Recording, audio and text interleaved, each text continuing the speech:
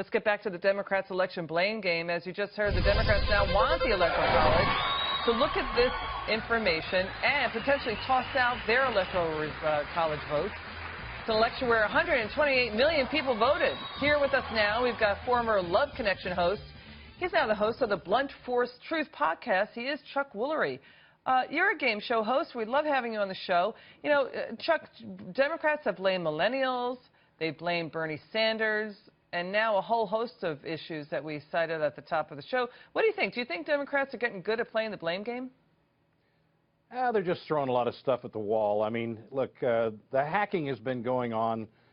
Cyber warfare has been going on since computers have been part of government. Now they've been able to latch onto something. All the things that were supposedly hacked about John Podesta, about the DNC, about Hillary, were really mostly leaked. They really weren't hacked. And so they're just grasping at straws, hoping to blame Russia, who they didn't think was a problem back in 2012. Now they're the big problem. And you would think that Trump was spending time in bed with Putin. I don't think he's ever really meant Putin. I think. I could be mistaken. But, I mean, all of these things, it's just confusing. They're threatening lives of people who are in the Electoral College. That's a felony. That's against the law. DOJ isn't interested in even following up on that. There is so much stuff going on, and I think their ultimate purpose is to throw this to the Congress to make them elect Donald Trump and Mike Pence, and then it'll completely delegitimize the election. I think that's what they're after. Yeah, you know, I think you'd agree foreign interference is awful. It should never happen Absolutely. in any election. But, you know, it's interesting. Senator John McCain said we were hacked back in 2008. His campaign was hacked, he says, by the Russians back in 2008. Now, the issue is, do you think this will continue through the inauguration? I think it'll probably continue through the entire presidency. But here's the thing I think Donald Trump should do.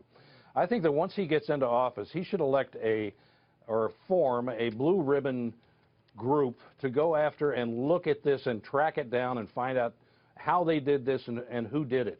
I mean, there are some people who are saying the NSA did it and left Russian footprints behind to completely mislead. I mean, there are all kinds of conspiracy theories out there. No one seems to really know anything, but everybody's acting like it's a big story, and it is. And if we're being hacked, and we're hacking Russia. Look, we got a lot of bad players. There's China, there's North Korea, there's Iran, there's Russia. They're all playing around with us. So they're all trying to hack us.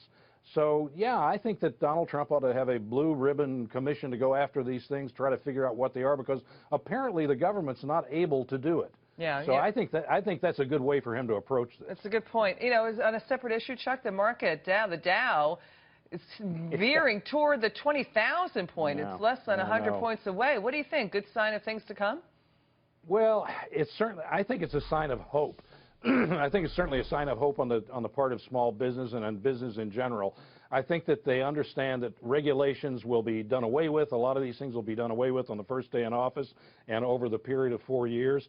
Excuse me. I think that they know that taxes are going to be cut, that things are going to be brought more into a reality basis thing. We're finally going to have a president who is in charge of government, who will make an environment that is conducive for us to do business for a change. And I think that's what's happening in the market from my limited understanding. No, America open for business. You heard it from Chuck Woolery. We love having you on the show. Thanks for coming on. It's nice to be here.